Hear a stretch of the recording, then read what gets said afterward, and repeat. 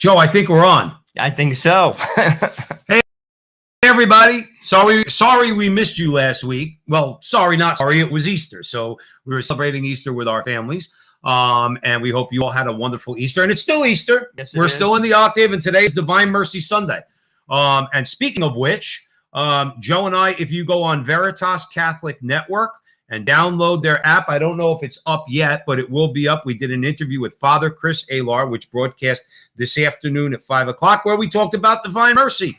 And it's something that we need to talk about. There's God's justice, there's God's mercy, and we all need to avail ourselves of that mercy and what the church teaches us as the way to avail ourselves of that mercy. Debbie Grace is in the chat room. Hey, Debbie, happy Divine Mercy Sunday. Absolutely. Say it right back at you. So, yeah, we have a great show lined up for you tonight. We were off for 2 weeks. And when I always say that the left is serving it up, we missed 2 weeks of stories. It was like shooting fish in a barrel. I sent Joe like 25 stories. He goes, whoa, that's enough. We're not going to get to 3. What are you doing? But it was just, there was so much to talk about. So we tried to combine certain conversations and turn them into larger conversations that we all know that you're going to want to talk about. So we're going to get into that. But remember, please, wherever you are, follow us on YouTube, follow us on Facebook. Please follow Holy Faith Media. Like and subscribe and share anything you could do where you're watching to help us with the algorithm, particularly if you hit that little bell for the notifications. That really helps. Like this video. That really helps. Certainly share this video.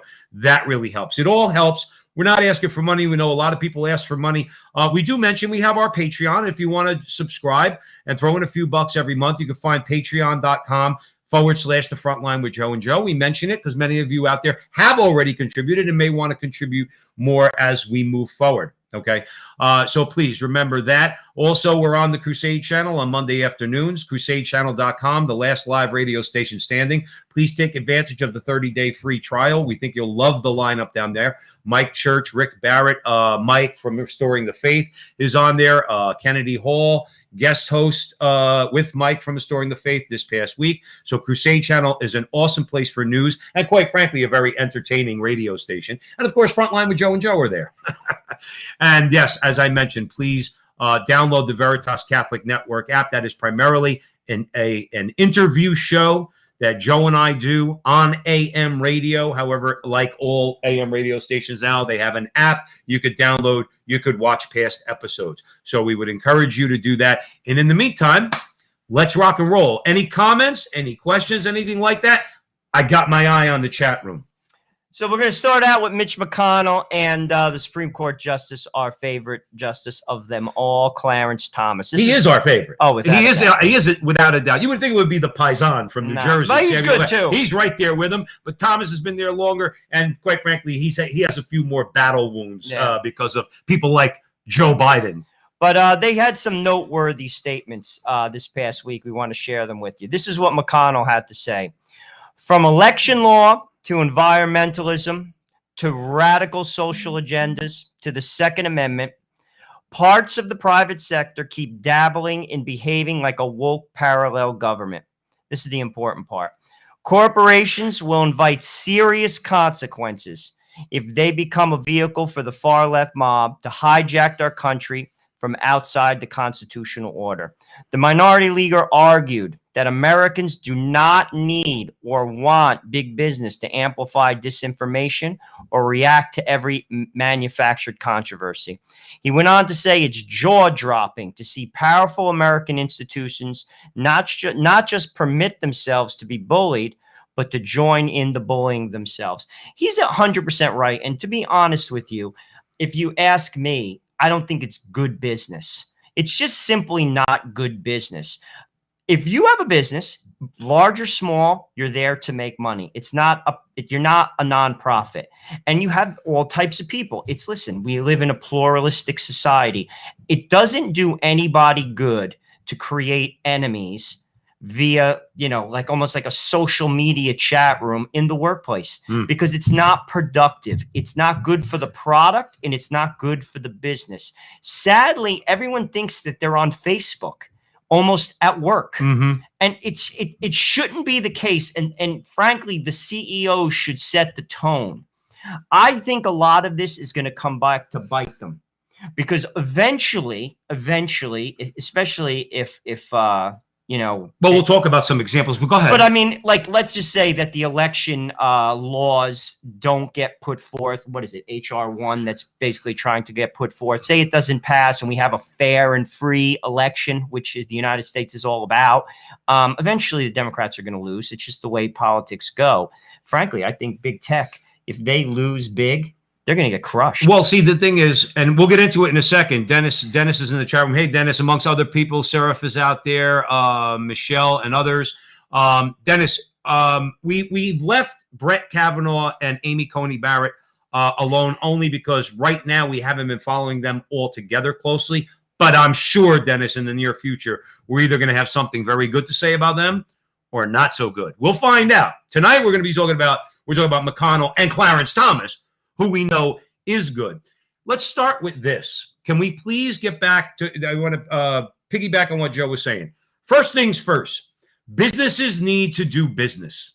And if you don't just do business, I don't care about social advocacy. I don't want to go into Coca-Cola and tell them, you know, you need to give $1 million to the Frontline with Joe and Joe because we support the Catholic Church. No, I don't necessarily want to. I don't even want Coca-Cola necessarily to give money to pro-life causes or pro-family causes. Okay, just how about this? How about just make Coca-Cola? Just make Coca-Cola. And sell it. Okay, just make a Coca-Cola and sell it. Some people don't like your product. Most people do. That's why you're a big, wealthy, powerful corporation. Okay, but shut your mouth because nobody cares. But this does beg the question that I did want to ask you, okay? Because companies are not just doing business. Bankers don't just do banking. Goldman Sachs puts rainbow flags all over the place. Coca-Cola talks about racism in Georgia.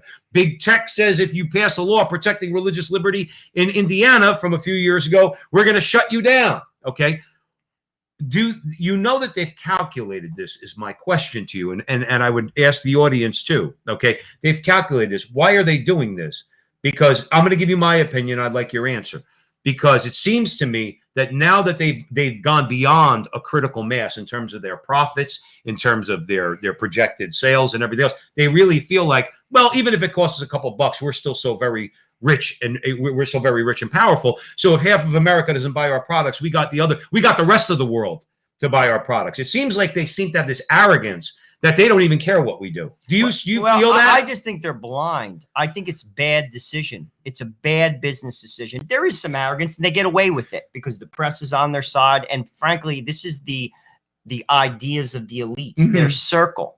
But they don't, like Joe, they don't run in our circles, just like I don't run in their circles. I don't live in their communities. My kids don't go to school with them. I don't share in their ideas. Do you think, and again, we're asking everybody, but I'm asking Joe, do you think that maybe it's because the boycott hasn't happened yet? Well, because if it strikes me the way you phrase it usually is that they may be taking advantage of the fact that they think, they might be right, that we're not going to organize on a mass scale and let's say, boy, we're going to get into Rand Paul and boycott Major League Baseball or boycott Coca-Cola or boycott Burger King, like Bill Donahue from the Catholic League called for a few months ago. Or maybe they bank on the idea that we're just so indifferent that you know what, we can say anything we want because those conservatives are not going to say anything. They're going to keep buying Coca-Cola, but the crazies on the left, they won't buy our product. So let's cave into them. Again, I'm asking because I don't know. We could look at Starbucks as as an example. I mean, a few years ago, they basically said straight out. They said, which again, I think was bad for business. I personally think it's a foolish mistake. They said, if you believe in traditional marriage, we don't want your business. Solely. If you solely believe in traditional marriage, we don't want your business. Why would you say that? Like, you're not here. If you want to become a senator, run for the Senate. Like, if I was on that board, because the board is basically coming from outside the firm to sit, I would say to the CEO, why did you say that?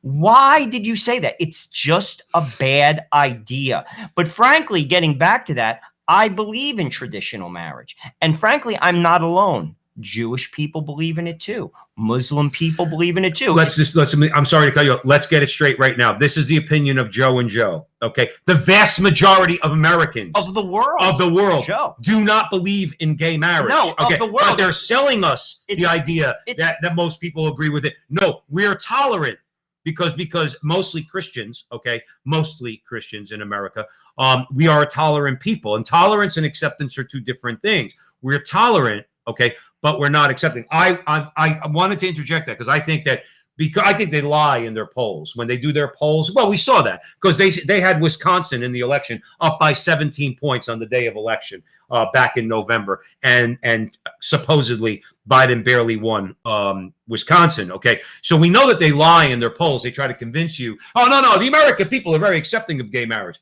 I don't buy that for a second. No, but I don't. As a result, I don't buy and I like Starbucks coffee. I don't go. They make a mean espresso. I enjoy it. I always did. Some people don't. They say it's bitter. I like strong coffee. I don't go. The point is, we don't have enough conviction. And we're going to talk about that in the next segment. I mean, I want to talk about what Clarence Thomas had to say. Sure. But sadly, Americans don't have the conviction to carry through. Why are you watching the NFL?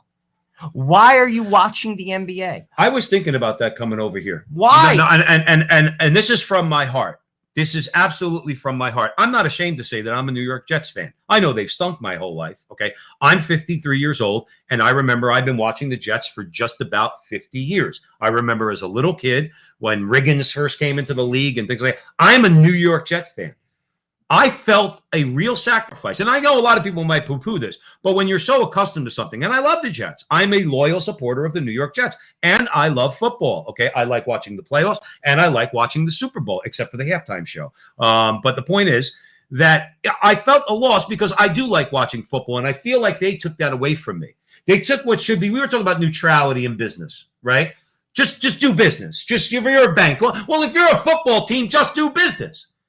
Tell Colin Kaepernick, no, we don't make political statements in our workplace. So stop, stand up. And if you don't care about the national anthem, that's your business. Take care of it somewhere else. But don't do it here. Okay?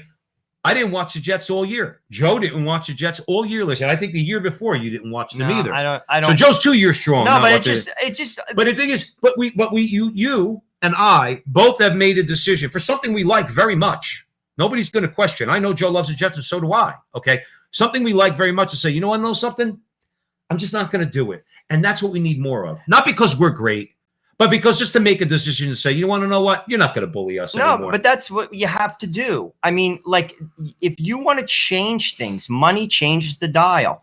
But let's talk what Clarence Thomas had to say. Okay. Because this is what he said. Dennis said, I look like I'm 23. You're the man, Dennis. Thanks, brother. He said, if part of the problem is private, concentrated control over online content and platforms available to the public, then part of the solution may be found in doctrines that limit the right of private companies to exclude. Bottom line, what he's saying is eventually when the Republicans take control and this goes to the court, they're going to get banged. They should have kept their mouth shut. Twitter should have said to the Biden regime, listen, we're a business. You stick to politics. We stick to our business model. By the way, Twitter is boring without Donald Trump. And they lost money. It was a bad business decision. Along those lines. Bad business decision.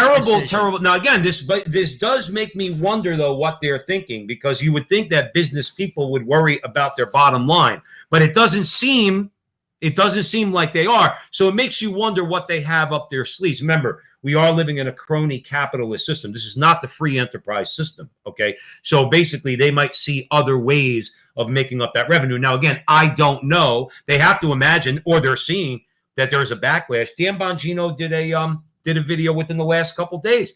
And he wasn't patting himself on the back, but he was saying, look, I said this a few years ago. He's talking about sports. Okay. Said, I said this a few years ago. I said, it will take time, but eventually people are going to stop watching professional sports. Where have we seen that? NFL ratings are down, by the way. Oh, the NBA. Thursday night, NBA.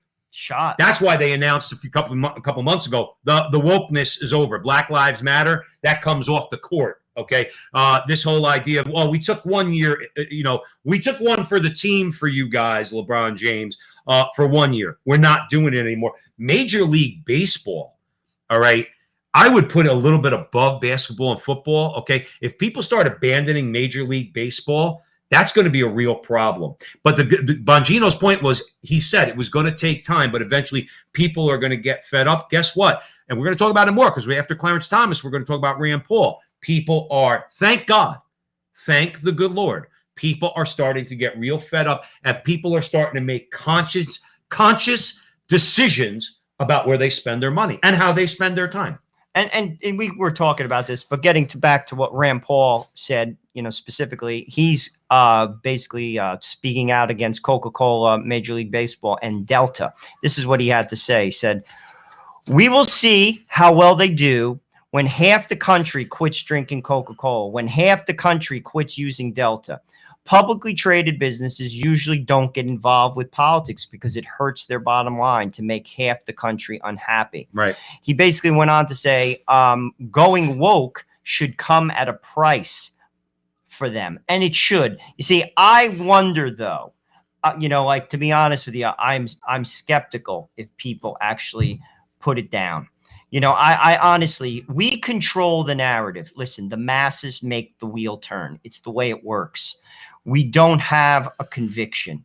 Americans, I've said this, they live on the surface. Most Americans care about what happens up into their front door, how much money they make. Bill Clinton said it perfectly. It's the economy, stupid. Many people live and die by that. These are the people I know. They live and die by that. These are people I work with and people I grew up with. They simply don't care. They don't care enough about anything. Well, they might be forced to care. I hope so. I mean, because ultimately it's going to impact you. I'm seeing it a little bit because I think the left overplayed their hand with the sports thing, and that affects a lot of people that wouldn't get involved. But as far as abortion, people don't care. They don't. It's sad. It's funny you mentioned that. Just a pure digression on abortion. For as many people that don't care, if abortion was abolished tomorrow, those same people probably wouldn't care. They don't care. The only people who care are people like us, who are abortion abolitionists on one side, and we are extremists, but we admit it, okay? Because we think that's an acceptable extremism to protect human life, okay? And then the other side, the feminists. Most people in the middle, they're indifferent to abortion. I'm not saying it's right. Please don't take this the wrong way. Abortions are down. There's still last year over 600,000 abortions that have been committed in America last year, over 600,000. Okay. But the bottom line, that number represents a certain percentage of all the babies that are conceived in the United States. Most women have their babies. The vast majority of women have their babies. A lot of the people you're talking about, they're indifferent to abortion too. Now, why am I bringing that up? Because even on abortion, if you turned around and you had a real conservative that was for the abolition of abortion, most of those same indifferent people would be like, okay, that's where he is on abortion. Where are you on taxes? Where are you on this? Where are you on that? Because again, their indifference, we could actually gain from their indifference also, is my point. I'm not saying that they're right. I'm not trying to excuse it. But abortion in that regard, don't think that the vast majority of the American people are going to die on the abortion hill. I will. You will. They won't. Well, the problem is, to be honest with you, I don't even think it's a conservative idea. It's a Christian idea. And to me, it speaks to your priority. You see, again, is God your priority? If it is, you're not for abortion. You don't have to be a conservative. You're not for abortion because killing life is not a Christian idea. It simply isn't. It isn't. Right. So again, people don't. And this is a story we're actually going to talk about on the Crusade channel, talking about liberalism in Christianity. It doesn't guide their life. It doesn't guide their life. And this is where some of these, say, I'm going to put down baseball. I'm going to put down Starbucks. I'm going to put down Coca-Cola. People don't care enough. They just don't care enough. Mm-hmm. And this is why we're where we're at in America. Frankly, it's been a slippery slope for a long, long haul, 50 years. And now we've come to this point. Let's hope it tips the right way. I hope it does. We're out here. We're trying to help it tip the right way, along with a lot of other people out there. I want to bring up a point that Joe made. Okay. We know we're talking to primarily a Catholic audience, but this isn't directly only for Catholics. If you took a view, and again, you have to agree with the view, but my view is very simple. Who are those, right, especially right now, but it's been so for a very long time, who are those who attack you the most. If you're just what I say regular in a complimentary way, you wake up every day, you say your prayers, you go to church, you go to work, you raise your families, you live a good life. You follow the moral law, okay? Just on a basic level. You don't bother anybody, okay? You work and play well with others, okay? Who are your biggest enemies? Your biggest enemies are those who would steal your labor. And who is stealing your labor when you think about it? And then who else is in your pocket, picking your pocket? On the one hand, you have the government stealing your labor. Confiscatory taxation is theft, okay? We won't get into it now. That is the biggest theft of your labor right there. And what does that do? That makes the government more powerful. Who else? Banks are stealing your labor, but we allow them to do that because we don't do anything about the fact that they enslave us for 30 years with a house and then 6 years for a car, however many years for a college loan, paying compound interest every year. That's a theft of your labor. And how else are they picking your pocket? The same way we started talking about this conversation. By selling you products, convincing you that you need those products when you don't really need them, and getting you to spend money on buying those products while at the same time punching you in the face, a la or vis-a-vis Coca-Cola and the rest of them. But okay? Why do we do that? No, that was my larger question. Thank you, Joe. Go ahead. No, why do we allow them to do that? Because we don't know who we are. You know, I'm going to be honest with you. The greatest meme that I saw basically during this COVID crisis was the Amish. And it said, why doesn't COVID affect the Amish? That was one picture. It doesn't? I didn't read it. Well, the second picture was because they don't have a television. And it makes you think. Advertising controls the narrative. The media controls the narrative. Why do people buy things that they don't need? Because advertising controls the narrative. They convince you you're not a human being. You're a consumer. And frankly, they laugh at you. These people laugh at you. They not only rob you, but then they laugh at you. And we're in prison because we don't know who we are. You know, you go to any church in America, go in the back on any given day during the week, daily communicants, simple people, the poor lady who might work cleaning houses. They live simple lives. They're happy. They don't have all the gadgets. You don't need these things. We are we buy into a lie because we don't know who we are. Also, now, many of you know that one of the people that we listen to a lot and we've interviewed a couple of times is E. Michael Jones. There's a reason for this too. And this goes to where much of this is the culture war. But the culture war is in the context of a larger war, which is the spiritual war. How is it that, see, like you make a good point. People don't know who they are. Like I would say to people when they say, well, advertising, you're a victim of advertising. I'm a victim of advertising. So we're all a victim of advertising. Here's the difference. We know it. All of you and us, we know it. The rest of the population, they think that they're actually making a consumer choice. I'm making a consumer choice. I'm buying Pepsi instead of Coca-Cola or whatever the case might be. No, you're an animal and they treat you like an animal. Now, we're not saying you're animals, but the advertising industry is notorious for this. E. Michael Jones makes the argument that we don't use our reason because of all the other factors that the left has imposed on us, like pornography, which should not be considered protected speech under the First Amendment of the United States Constitution. It should not. When you destroy a person's ability for their reason to control their passions, what do you get? It's not just, this doesn't pertain to just the sexual arena, okay? It goes to advertising. It's called impulse buying. See, if you can't control your impulses, what do? You see a commercial for a Cadillac, you got 30 G's that's burning a hole in your bank account, and you're like, oh, I love that Cadillac. Yeah, but the Cadillac costs $45,000. You know what I mean? But they turn you into an impulse buyer, and they know how to pull those strings. I think the larger question, the reason why I'm bringing it up, you ask, who are we? Or you say we don't know who we are. I think the question that you could ask in a more pointed way is, are you a human being with reason and intelligence, able to make a free choice, or are you an animal who's going to be led around the nose by the government, advertising, big tech, and big Hollywood? That's my question, because it seems to me a lot of people are acting like animals, Joe. Well, I guess I when I say they don't know who they are, they basically don't have self-worth. If you know you're a child of God, you don't need the newest phone. You don't need a fancy car, and you don't need a fancy house to know who you are. Most Americans, their life isn't grounded in that. And that's why they're controlled. You see, they miss it. They miss it. When you prioritize things correctly, a lot of things fall off. Like, you don't need this. You don't need that. You don't need this. But people aren't driven by that. Americans aren't driven by that. They're driven by, what does the guy have next door, and I have to up him.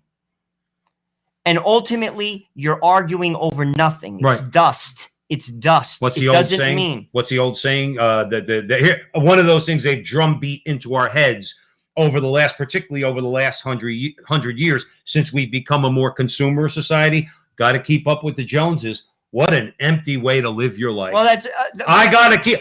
In fact, there's a commandment against that. Thou shalt not covet. Right? 2 commandments, am I right? Your neighbor's wife and your neighbor's goods. But you got to keep up with the. See, that's America for you. That's our ethos. Problem. Is, well, I got to keep up with the Joneses. Why? You drive, let's say, for argument's sake, a GMC. Why do you have to go out and buy a Cadillac? Do you have to go out and buy a Mercedes? Do you have to go out and buy everything? And this speaks to our original point. We allow Coca-Cola and the rest of them to take advantage of us in this way without using our reason and without using our God-given intelligence and making a free choice. Say, you know what? I'm not going to do that. And it might require sacrifice, which is always Joe's larger point. We're so, it seems, unwilling to sacrifice in this country. So unwilling.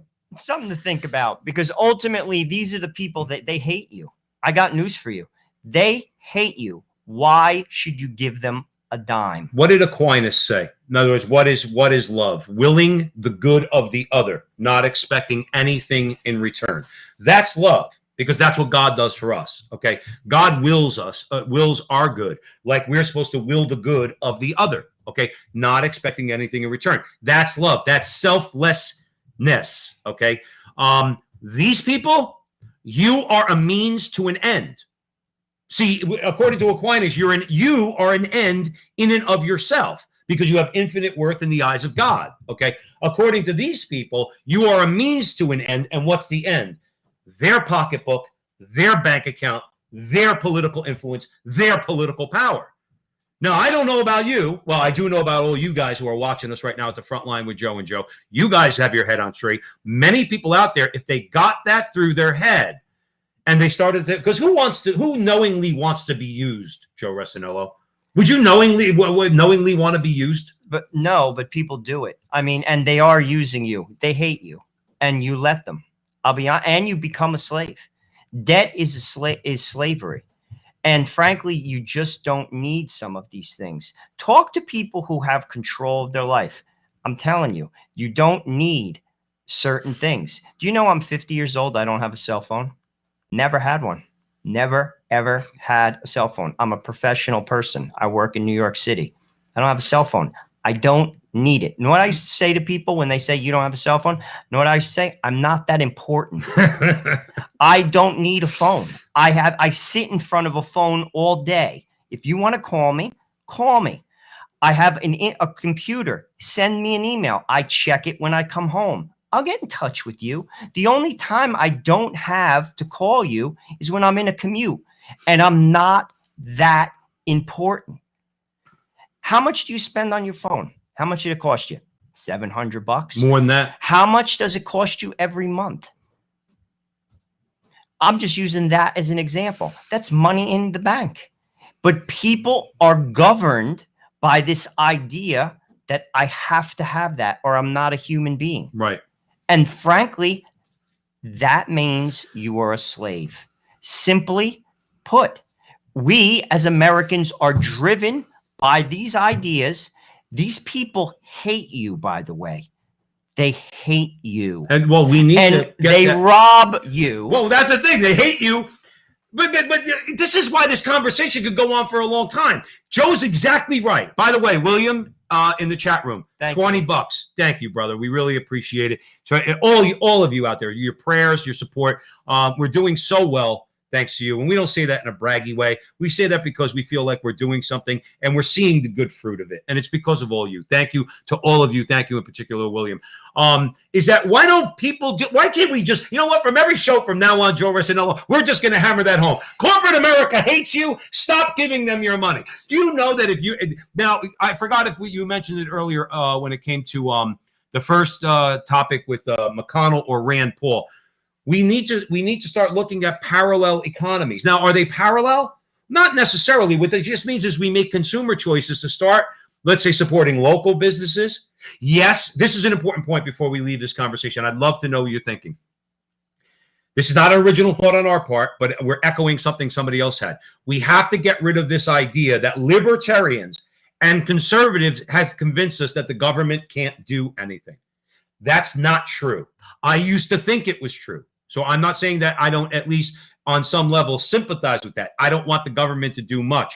But if government's not going to do something about big tech, then what the hell do you need government for? If the government's not going to protect our right to speak freely on these, what Clarence Thomas, because that's what he said, Clarence Thomas is basically calling them utilities. He's basically calling them utilities. Alexander Graham Bell didn't invent the phone and then turn around and say, well, I'm going to tell you what to say over the phone. No, if I'm on the phone, I can say what I want unless I'm committing a crime.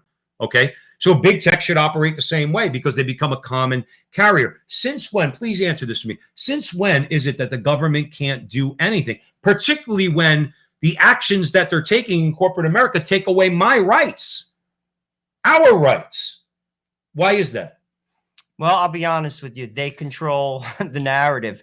And to be honest, they think you are committing a crime by saying certain things. These people, this is where this society has become twisted. They actually believe, they're sincere that you are committing and I am committing a crime. If I say, I believe in traditional marriage. That's right. I am committing a crime. If it's not codified yet, it will be soon. And this is what I'm saying. This is where we've arrived because we don't have a rudder anymore in the water. You see, this is why, I'll be honest with you, we've gotten to a point, I don't know how it's going to get fixed, truthfully. If you ask me, I think society is going to collapse and then it will build from the ashes. I don't think we can turn back any longer outside of a miracle. I don't. I'm sorry. But a miracle can happen. Can occur. And again, people say, well, what is the Blessed Virgin Mary going to appear in the sky? Well, she did to Saint Juan Diego, and she can. But how about this, which is also a function of God's grace, okay? Whatever form it takes, when this country wakes up from the sleep that they're in, this sleep that is both self-induced because we've become so comfortable and so rich, even the poorest, or not the poorest, but even the poor, when you compare poor people in America to poor people in Calcutta, or those little babies in Africa that have flies all over swarming around their head, that's a poor person. We become so comfortable in this country that so it's self-imposed, and then we become indifferent because that's what the culture tells us. That's what Hollywood tells us. We do need, I guess, a raising of our conscience, of our consciousness, an illumination of conscience. I know a lot of Catholics talk about the illumination of conscience, and that will be a function of God's grace, where in whatever form God wants to take it, where he'll wake us up out of this slumber. Maybe he's using people like Joe and I. We like to think, and we pray that he is. Okay, we're saying things that most people we think should say. Either people agree with that or they don't, but that could be the way it takes. I agree with you, by the way. I want to go on record to say I completely agree. It's going to come as a shocker with Joe Rossinello. It is so dense, this web that they've spun. It's like you're the human mind. No matter how much we could calculate things, the human mind can't see your way through this. We're going to need some divine intervention. But it starts, Joe, with people raising their consciousness to say, you know what, I'm not going to be bullied anymore. I know this is wrong, that's wrong, that's wrong, that's wrong, and I'm going to start acting that way. I hope for the best. That's why I don't think it's going to ever be a political solution, because I don't think the solution is political. We don't have a rudder in the road anymore. The country has changed. It's not guided by principles. You know, it simply isn't. Well, I mean, we're going off the track. I mean, obviously we have to do our best. Obviously, I have to speak the truth. Obviously, we have to pray and fast for America, and do our best to give a good example, to set the tone. But ultimately, listen, you know, If it's not built on God, it doesn't last. And frankly, this country is not built on God.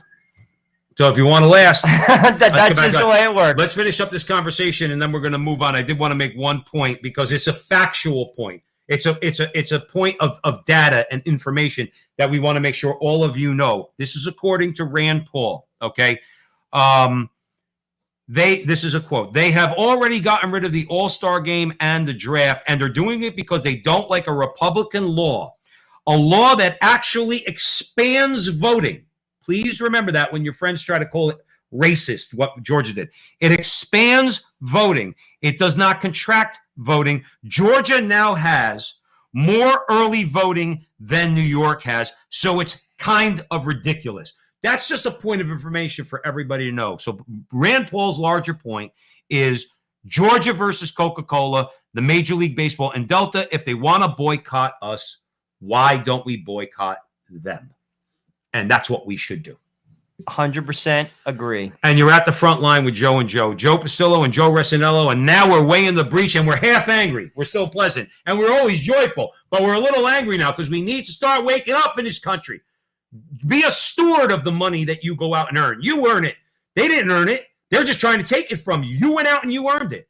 So you should monitor where we should all monitor where we are spending our money. Trust me, at least in certain ways. Ultimately, we're not going to change completely without God, but at least we could start tearing away at their armor a little bit by starting to cost them some money. Absolutely.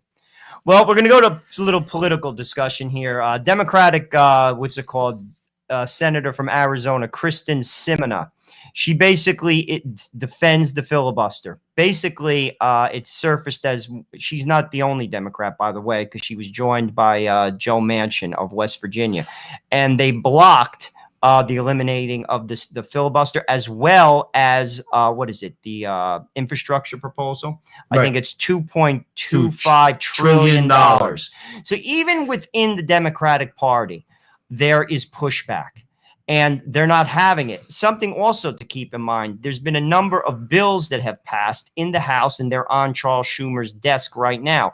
Those bills are voting right bills, in case you haven't been paying attention, immigration bills, and also gun control bills. He hasn't put them to a vote. They have control of the Senate, even though it's a tie. As we all know, the vice president is the tiebreaker. So they do have control. Why? Because within their ranks, we just mentioned Sinema, we just mentioned Joe Manchin, they're not on board. Why? Because the left has overplayed their hand. Can I throw in one thing? And you please keep going. But there's also, this might come as a shock, there's also about 6 or 7 Democrats that are opposed to raising the corporate tax back to 28%. In fact, Trump lowered it from above 28%. Biden and his regime, the Politburo, they're looking to raise the corporate tax back to 20 or to 28%. There's about 6 Democrats that are opposed to that. Why? Because they're not insane. Why? Because ultimately that creates job loss. You see, we've said this on other shows. I work in a corporation. The man never takes the hit. They pass it on to you. You do. It's like insurance. The medical insurance argument. The pharmaceutical people argue with the doctors. The doctors argue with the hospitals. What happens? They pass on the bill to you. It's the way it works.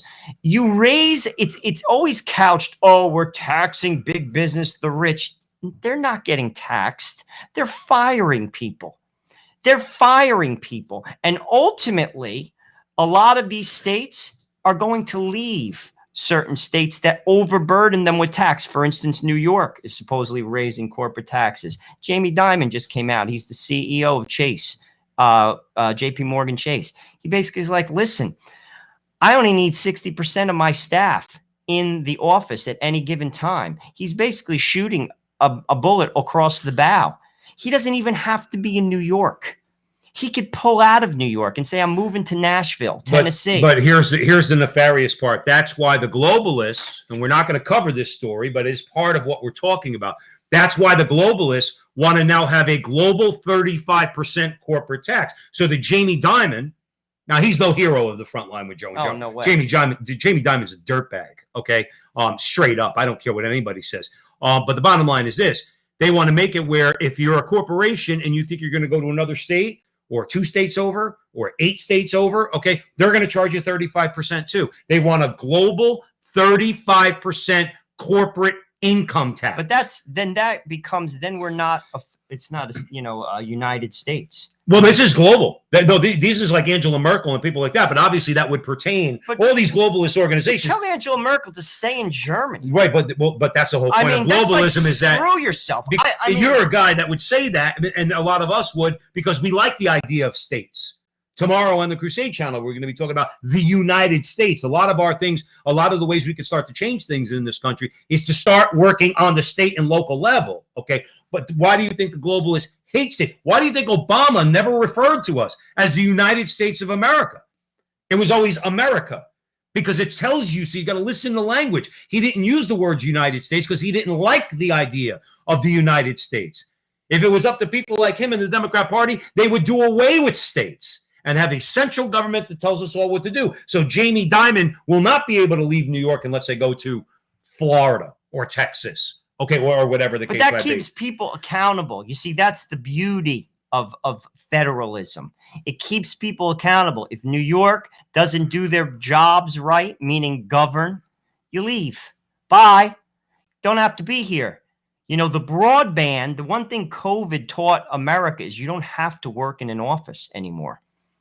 Don't have to do it. Not necessary. So these people, if you ask me, don't have the leverage that they once had. And frankly, if you're going to overburden these corporations, particularly states, they're going to leave. They're going to leave your state. Look what Shapiro did in California. He left. What's it called? What's his outfit? Ben Shapiro. Ben Shapiro. What's the outfit? Daily Caller. Yeah. Daily Caller. Daily Wire, right? Whichever. It's one of the two. Like it's a conservative media company. He left. He went to Tennessee. Right. You don't have to be here anymore. It's just the way it is. And frankly, whenever they raise the corporate tax, they always couch it like, oh, we're taxing the rich, we're taxing the big shots. No, you're not. You're basically costing people jobs. And there are a lot of people who just make a living. Do you know what happens on my job if they raise the corporate income tax? Okay, the corporate tax. Okay, my boss goes back to paying, well, it would be 28%. Okay. A lot of the people that work in my job will lose their job because they're going to save money on the hourly. And everybody who does have to go to work, okay, is now going to get an entire, at least a half of another person's workload put on them. That's exactly what's going to happen. That's what happens. Because, see, when you keep the corporate rate low, they say, well, we got two guys two guys or gals doing the job of 2 people.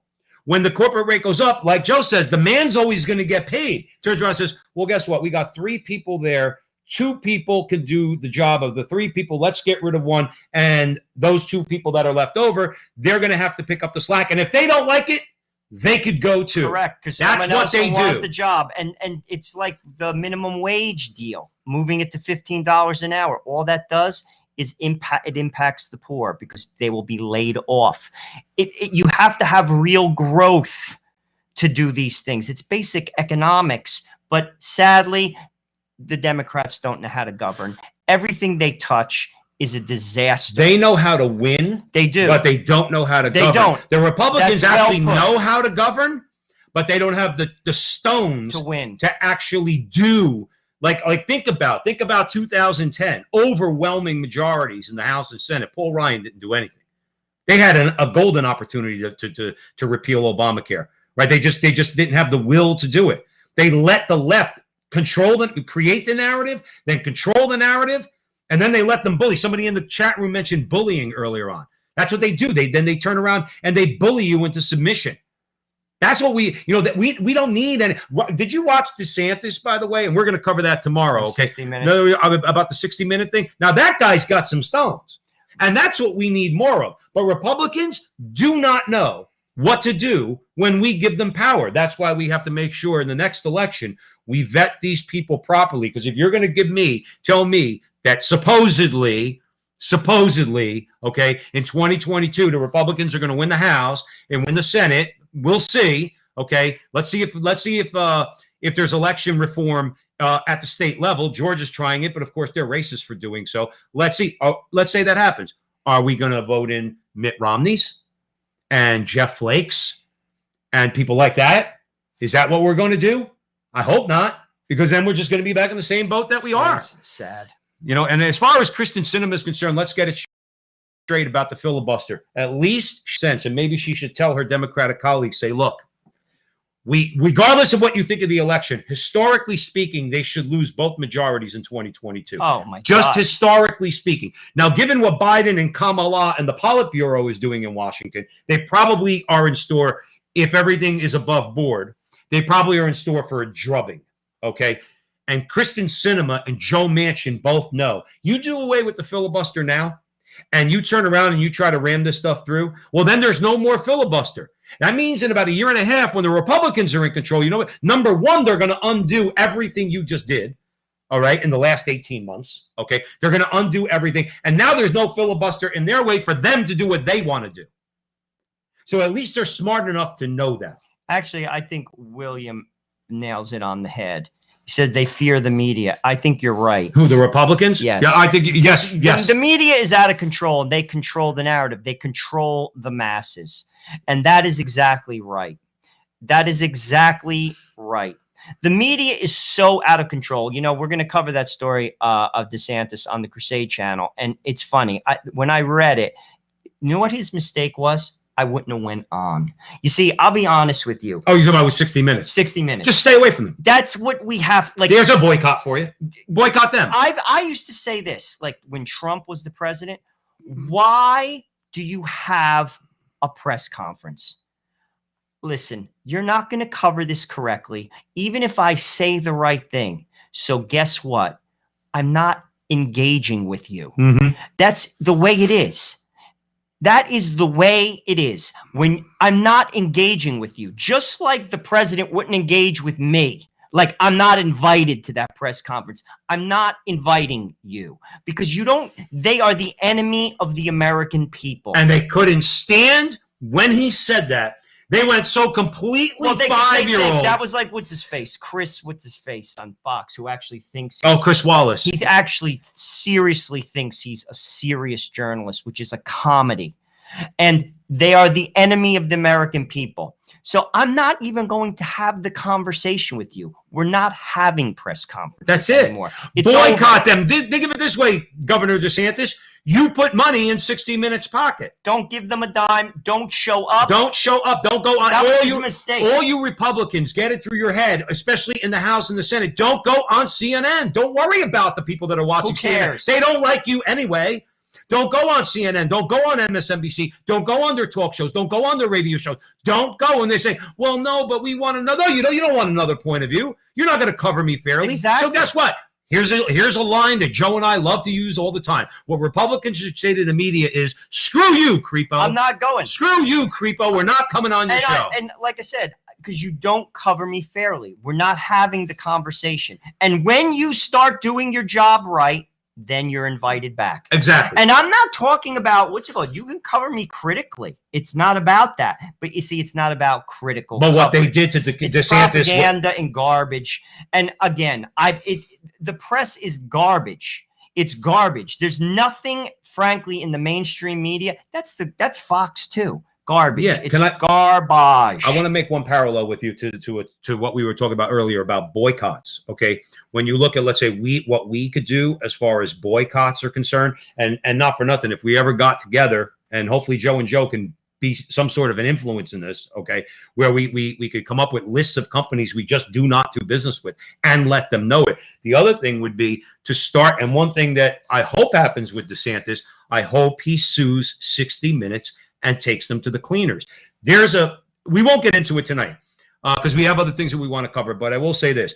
There is a precedent, a Supreme Court precedent. It's the New York Times versus Sullivan, okay, which sets the standard for what the press, the media could say about a public official. That is the standard that needs to be challenged because under that standard, they get away with murder. And a guy like DeSantis is in a perfect position to sue the crap out of CBS and say, well, you know what? I'm not doing this for the money, but I'm going to take them all the way. I'm going to take them all the way. We're going to change that precedent, okay? Because all you have to do is have one successful lawsuit. I was hoping it was going to be Nick Sandmann, okay? But his family settled. God bless them. They probably offered a bunch of cash, and they're middle-class people, and they probably took the money. Fine. But a guy like DeSantis is going to be around for a long time. He ain't going to the poorhouse. He can make a significant impact. If he files a suit against 60 Minutes, the same way we need to boycott corporations when it comes to the media, when they call somebody a racist, sue them. When they blatantly lie like they did about DeSantis in the 60 Minutes piece, sue them. If they lose one of those cases and have to pay significantly, and that standard changes, then they'll stop. Because again, what are they driven by?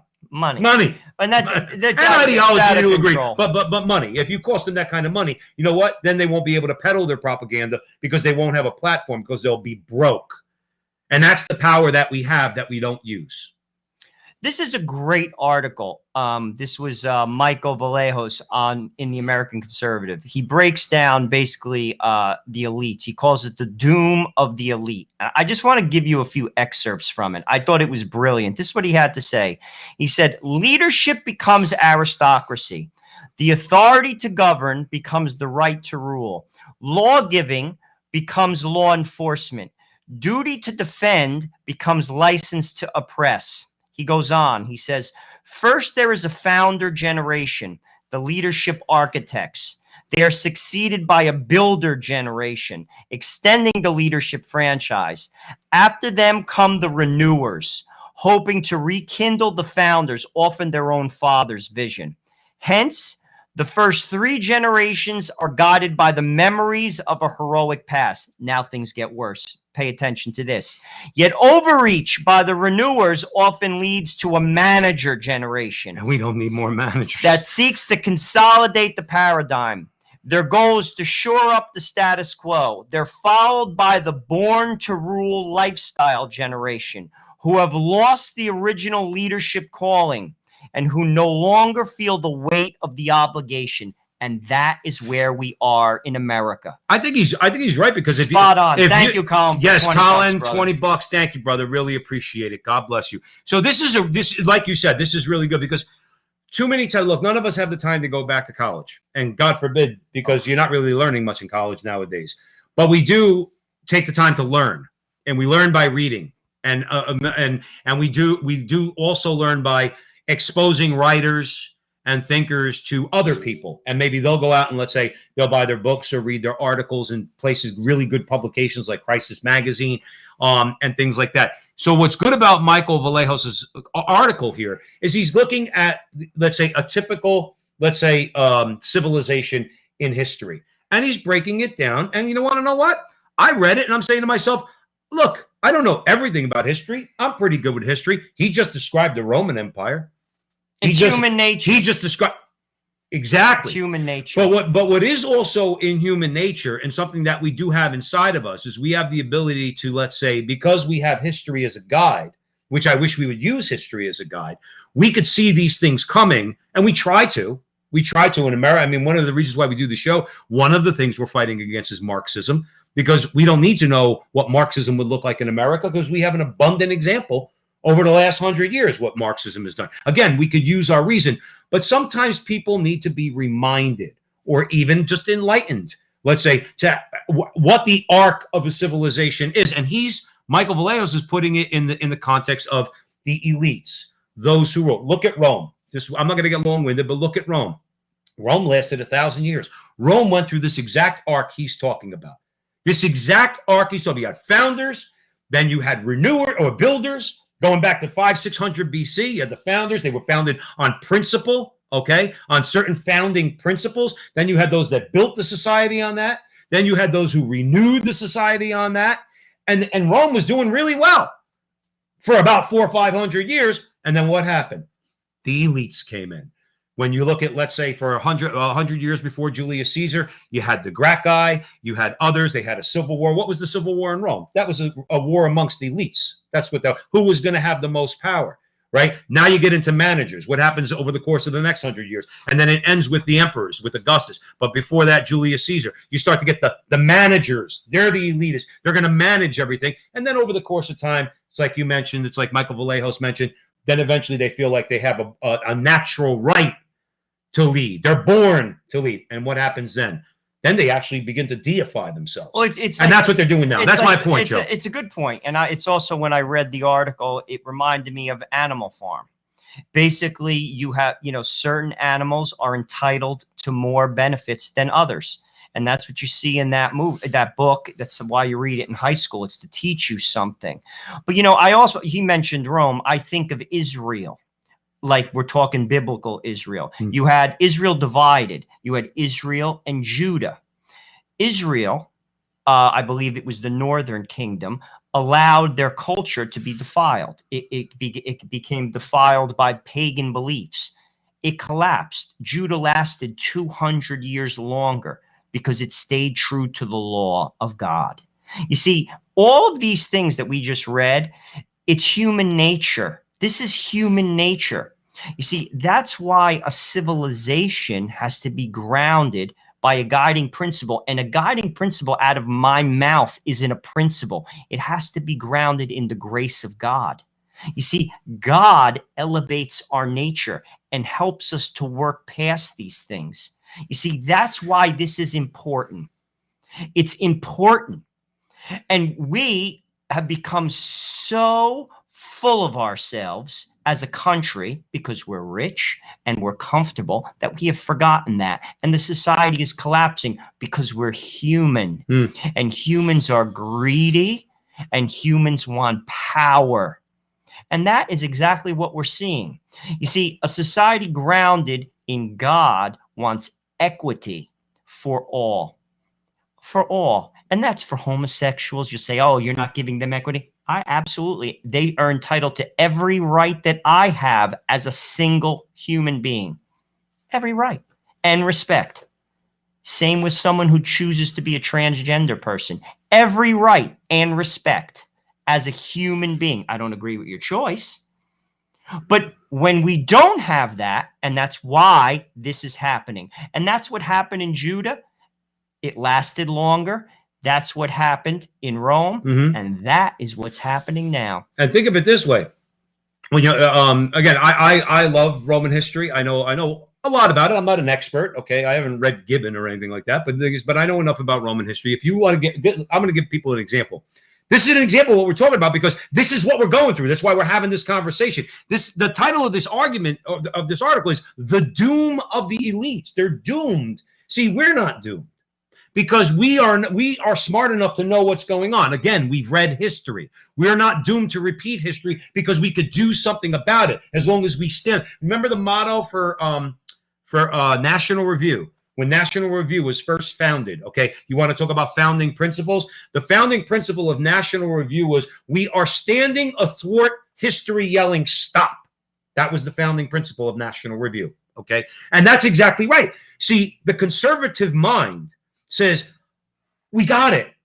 We studied the ancient civilizations. We studied Rome. We studied Greece. We studied the British Empire. We studied it all. And when we see something coming down the pike now, we could do something about it. I want to just give an example, concrete example about what happens in this arc. You remember, we all know the city in Ohio, Cincinnati, right? So Cincinnati is, and there's a statue there of Cincinnatus, okay? Cincinnatus, early on in the Roman Republic, okay? He was what you would consider an elite, okay? But times were good. It was peaceful. He was on his farm. He was plowing his fields. He was living a simple life, okay? And he was an elite. I believe he was a general at some point, and he won battles for the Roman Republic to help consolidate Italy. There was an attack. They needed help, okay? And they called on Cincinnatus, who put down his plow. Again, some of it's mythology, but it's enough history there. And he put down his plow, and he went out, and they gave him all the power he needed. All the power he needed to go out and fight and win the battle that they needed to win. I forgot if it was against one of the Italian tribes, either the Aqui or the Nervi or one of them. He beat them. They offered him power for life. He said, I'm going back to my farm. That is the difference, because if you fast forward from him 500 years later, you know what you end up with when you talk about the elites? Caligula and Nero and people like that. That's the arc of the elites. In other words, when you have a society of Cincinnatuses, okay, you have a society that adheres to founding principles, okay, as you mentioned about Israel, okay? You depart from God's law, which is obviously the founding principle of Israel, okay? This is what happens. We have enough to know that we don't have to allow it to happen, is my larger point. But you think about I'm reading the 4 books of Tom Gugliotta, real quick. Tom Gugliotta's just got to be an Italian wise guy. He says Cincinnatus Bengalis. Okay, thanks, Tom. I'm reading the Lord of the Rings, the 4 books, and why is it though? Like in that like journey for the ring, it's about power, right? They give it to the little hobbit, and the man tries to steal it from him because it overwhelms him. You see, that's everything Joe said. You see, that's a rare person to do that. You see, Christ was tempted in the desert, right? He said, I'll give you all the kingdoms of the world. You know, think about that for a second, that temptation. Mm-hmm.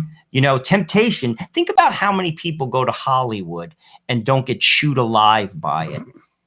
Think about it. Yeah. People go there, they become famous, they become rich, they destroy their lives. Many of them, if not all of them, they're married 4 or 5 times. They get caught up in drugs, alcohol. Why is that? Because temptation is real, and we are made of flesh, and we're human. And that's going to that basic narrative. That type of action of a Cincinnatus is very rare. When you dangle the ring, even in front of somebody who is noble, it's very easy to be swayed. You see, that's where grace comes in. That's the need for God in a society. That's why America thrived. It's not thriving anymore because we have thrown him out. Whether you like to hear that or not, that's just true. And that's why this battle is spiritual and it's not political. And until we get that right, we're not going to get right. And Joe makes a good point. It is spiritual. We talk about things like boycotting and stuff like that because obviously the spiritual battle, excuse me, manifests itself in how the economy operates, what we allow the elites to do, or how the government operates, how the culture is operating. That's how the spiritual battle, the evil, all right, the evil one and the evil people that he has control of, that's how they manifest their evil in the larger society. So those things, of course, are to be fought against. Okay, but ultimately, Joe's right. But if you ask for the grace, look at, like, I know this is going to be not unpopular here, okay. But look at somebody like General Francisco Franco, okay, who was Catholic, okay, who defeated the communists in Spain. Franco gave power back. Franco didn't keep power like Stalin did till he got on his deathbed, okay, or Khrushchev until he died, okay, and others, or like Castro, okay. Now he was a fascist, okay, and I'm not going to argue about the merits of fascism, but Francisco Franco gave the power back to the government. He did not retain the power for himself. You know, like you just mentioned about temptation. The temptation is once you win the battle, especially in a civil war, you keep the power. He gave it back. Over time, he gave that power back. Can I make one larger point? Sure. Because I know you want to move on. But here's the parallel that Vlahos makes after World War II in America. So go ahead. I want you to go through it. Basically, he says, here are the 5 dynamics. Now, see if this doesn't ring true to you. Again, this is not, we're quoting, Mr. Vlahos here, an American conservative, but this does seem to ring true. He says, here's the 5 dynamics that have taken the United States from elite leadership in World War II to elite betrayal today. Elites will always seek to grow their status and wealth. Check. Elites become disconnected from the people they once led. Check, check. Elites come to believe that they have become the nation itself. That's the whole reason for the front line with Joe and Joe. Go ahead. The elite solution makes things worse, sometimes by design. We saw that last summer. And that's liberalism in a nutshell. And elites can never see how their path leads to fail. And that's because of pride. That's because of pride. It's a great article. It's in the American Conservative, The Doom of the Elite. We just took out a few of the salient points. We suggest you go read it. You're at the front line with Joe and Joe Pasillo and Joe Rossinello. And we're way in the breach, okay? And we have one final story, right, Joe? Yep. All right, because there is a new coalition in this country. I hope Republicans get it through their head. McConnell seems to recognize it to a certain degree. The country club Republicans and big business and the social conservative, those days are over. I don't want any more Mitt Romneys. I don't want any more Jeff Flakes. I don't want any more people like that. Talk about elites. I don't want those elites. Okay, just because they're rich means that somehow they're entitled to be a senator or a congressman. We don't want them anymore. That coalition's dead. Okay, we want an economy that is going to serve the common good. Okay, while we maintain our free enterprise system, that's going to serve more of the common good than certainly it is right now, because this is not the free enterprise system that we have. This is a crony capitalist system that's designed to do one thing: keep those same elites in power and awash with cash. And again, who does it come at the expense of? Workers. Go ahead, Joe. Joe Biden. This is from Mr. Working Class himself. So so we're all clear about this, all those people in Pennsylvania and all those blue-collar guys that voted for Biden because your grandfather did and your father did, this is what Joe Biden is doing to you. Joe Binder wrote this article, and it's about Joe Biden's unlawful inflating of the U.S. labor market with foreign workers. Now, Biden last month announced that his administration would not seek to eliminate the regulation allowing H-4 visa holders to take U.S. jobs after lobbying from the U.S. Chamber of Commerce and other corporate interests. I'm going to break down the stats for you.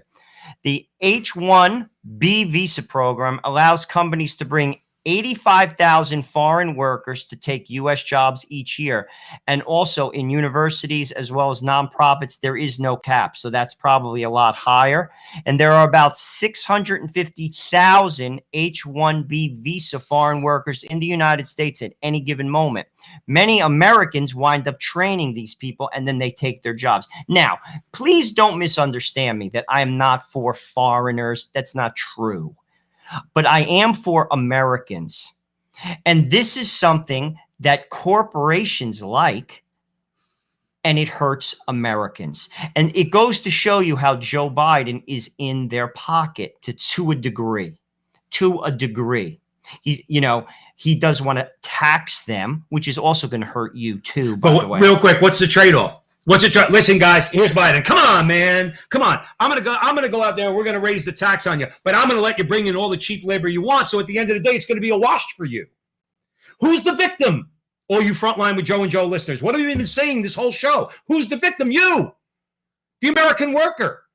If I raise your taxes by 7%, but then I allow you to go out because of foreign visas and let's say work permits, I allow you to go out and pay somebody 25, 30% less than you would have to pay an American. You look at the numbers and say, well, Joe, let's say it was President Pasillo, okay? No, you look at me and say, hey, President Pasillo, that's a wash. Okay, raise my taxes, but make sure I can get that cheap labor.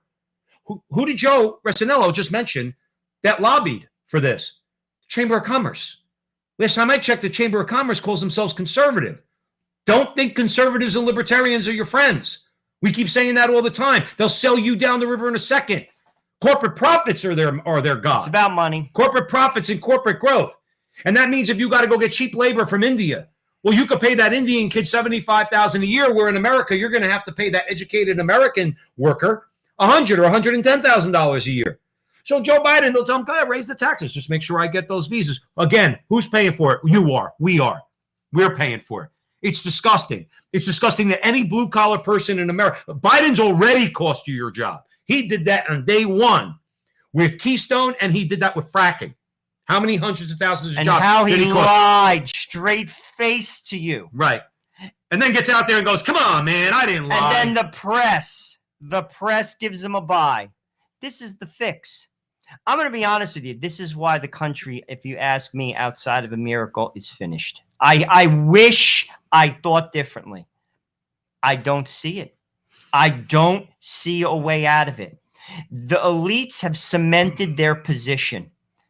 And here's another thing, not for nothing, because you look at history, even take an extreme. There's a war and you slit their throat. In 100 years, they'll slit your throat. Right. That doesn't change anything. Ultimately, that's why it's a spiritual battle. And frankly, though, people don't listen to God's voice. People in my family don't listen to God's voice. My friends don't listen to God's voice. And in some respects, I don't listen to God's voice. What will change? What will change? The society will crumble. And from the ashes of society, something else will grow. That's what's happened. It's the arc of man. And again, without God and without grace, that happens sooner than later. Christy's That's where we're at. You're right. Christy's in the chat room. Hi, Christy. And all you guys out there, we see you all. We love you all. We see you go. This has been a very good conversation. Colin's out there. Dave the Hermit's out there. Christy's in the chat room. She said, come on, Joe. God's got this. Have faith. Christy, thank you for saying it. All right. And we love you. We have faith. That's not the issue.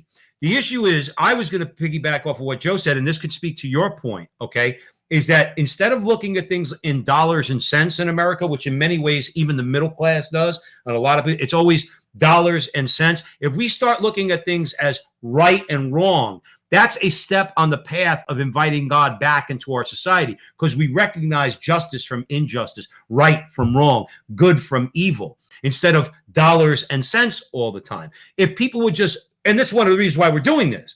We're trying to help and aid in the raising of the American consciousness. Why? Because we're geniuses? No, but we see the difference between what is right and what is wrong. Look at the numbers Joe just read you.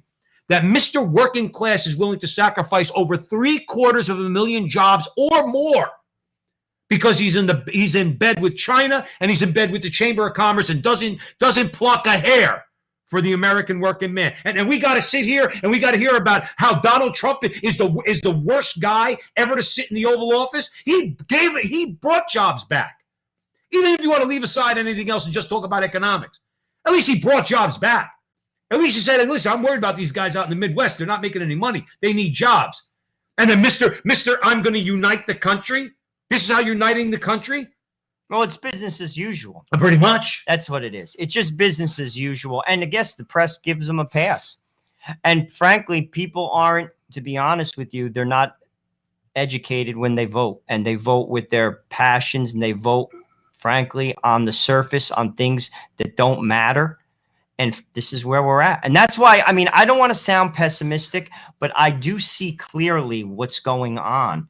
Here's the deal. I mean, Donald Trump wasn't God, and Donald Trump was flawed. Seriously. As a man. Donald Trump was abrasive, but Donald Trump's policies, not all of them, but many of them were successful.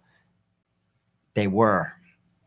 And Joe Biden has not even been in the office for 6 months, and his policies are crumbling. It's a disaster. He's a disaster. So, I mean, you tell a tree by the fruit it bears. Right. And here's the thing. And this is what happened when Romney debated Obama. 47% of America will vote Democrat if Ronald McDonald is the candidate. If Grimace is the candidate. The Cookie Monster should be the candidate. But this is the truth. And this is where I just say to myself, how do you overcome this? We overcome it. We overcome it by, number one, there's a few keys that have to happen. And then I want to address Michelle's in the chat room and just give her some information. The first way to overcome this is to assert your First Amendment right to speak freely. And that means we need to implore the government, our elected officials, both on the state level and the federal level, to put the check on big tech. And because we know the media is gone, but on social media, we need to be able to get our message out, and they can't censor us. That if they censor speech that's protected, let's say in Joe and my case, under the state constitution of the state of New Jersey, if they censor that speech, they're going to be held to account and they're going to be sued, or they're going to be penalized. That's just one possible solution, but big tech needs to be pushed back.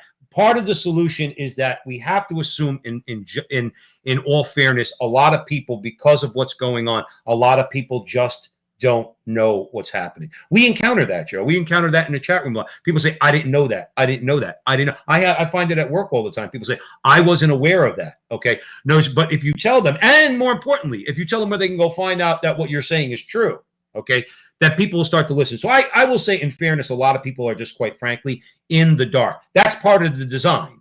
In other words, of the left and the elite is to make it that way. But to keep opening your mouth, saying, again, what's right and what's wrong, not interested in Democrat, Republican, liberal, conservative. It's either right and just, or it's wrong and unjust. And we need to keep pointing that out. That could have a major, that will have, I'm not even going to say can have, that will have a major impact. The greatest revolutionary, counter-revolutionary act you could commit right now is to open your mouth and speak the truth about all these things. Everybody's heard us say that before on the show, and we're going to continue to say it because that is one of the ways that you could begin. I'm not saying that's the ultimate way to change it, but that's the way you begin to change things, because then people will organize around what we're saying because they realize, well, you know something? What those guys are saying actually is true. I've looked at it, I've examined it, I weighed it in my conscience, and what they're saying is true. I want to get on board with them. Let's see if we can find a solution. Listen, but that requires using your God-given reason and intelligence. But you think about, Joe, I'll be honest, just to get back, you could talk about the election. You know, let's talk about basically Joe Biden going on CNN, a woman saying that she has an 8-year-old that wants to transition into another person's, into an 8-year-old girl wants to become a boy. And he's for that. Let's just isolate that right now. That disqualifies you, Biden. And America is not on board with that. As long as America sees that as okay, we're lost. Right. And this is why I'm saying what I'm saying. How is that possible that you could vote for that? How is it possible that you could vote for third trimester abortion? How is that possible? 85% of America is against it, but not enough to not vote for it. Right. That's why we're lost. You see, this is what I'm talking about. These issues aren't even hidden, yet people, good people, still vote for it. Mm-hmm.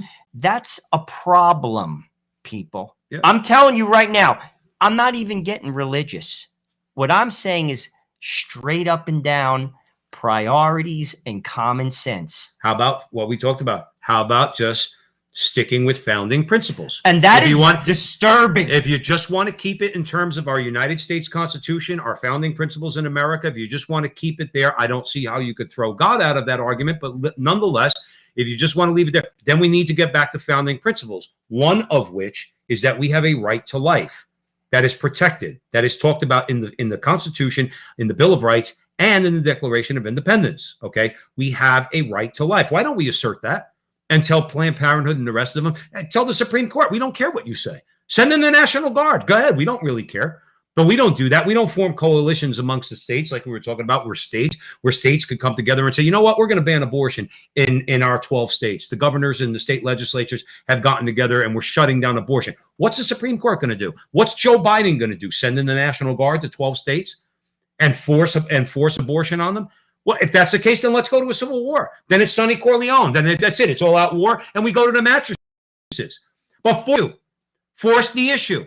Even Asa Hutchinson in Arkansas, he didn't want to sign an abortion bill, but he did because he knew it would challenge Roe versus Wade. Good. Okay, he's a rhino. But nonetheless, he signed it. Force the issue.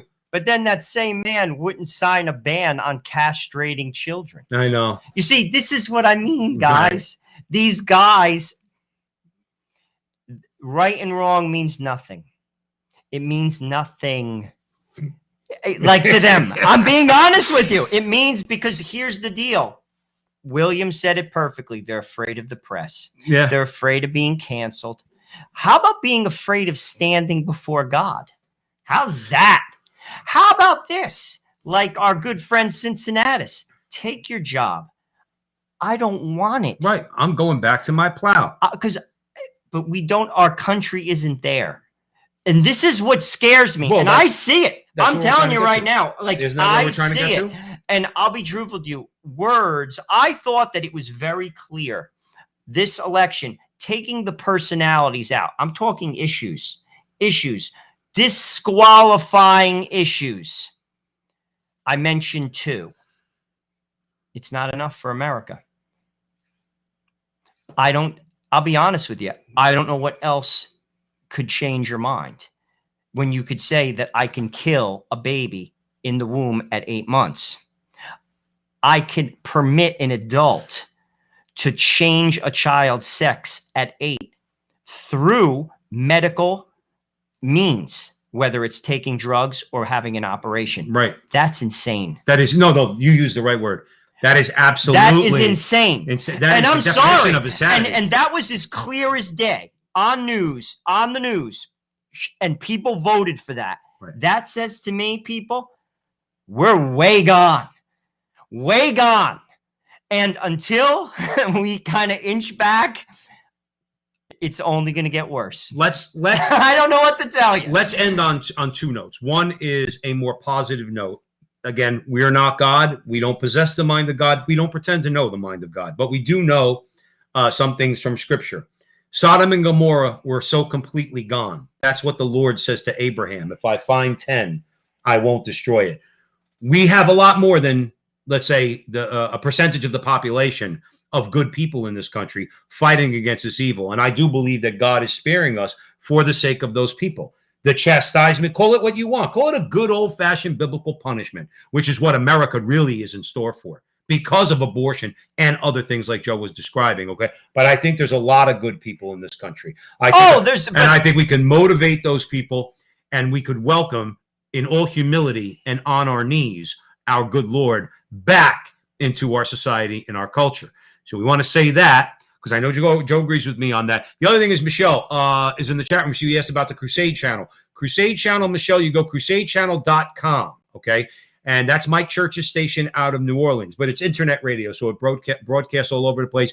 You got my church, you got Rick Barrett, you got Mike from Restoring the Faith, and a whole bunch of others on there, and Joe on Monday, in the afternoon, and later on in the afternoon, and you could listen to us, and you could subscribe or do a free 30-day trial subscription, because it is a subscriber base. Joe and I don't receive any money from that. And you can go on there and you can listen to that great content, particularly the King Dude, which is Mike Church. He's got a great show. So that's the info we wanted to give you. Okay. Any final thoughts?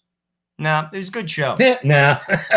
That's so Jersey of you. Nah, I'm done. And please, Veritas Catholic Network. Joe and I have been doing some phenomenal interviews on there.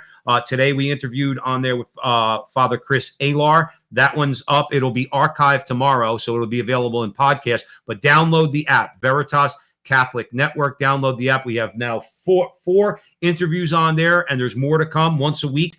We have Jesse Romero, Bill Donahue, where we talked about the Equality Act, Teresa Tomeo, and Father Chris Alar, and it's only getting better and better from here. So we're on a number of platforms thanks to your support and the grace of Almighty God, and we're very, very, very grateful. Please make sure, again, wherever you are watching the show, whether it's YouTube and Facebook, please like, subscribe, and share. Do that for us, please. I will, as one particular plea, we're at 976 subscribers on YouTube. Just to make Joe and I happy, help us get over 1,000. Go and subscribe to our page on YouTube before they shut us down. And in the meantime, we love you all. We pray for you all. We ask for your prayers in return. And remember, until next week, that our conversation is your conversation. And that conversation, it's going on everywhere. We'll talk to you soon. Thank you for listening.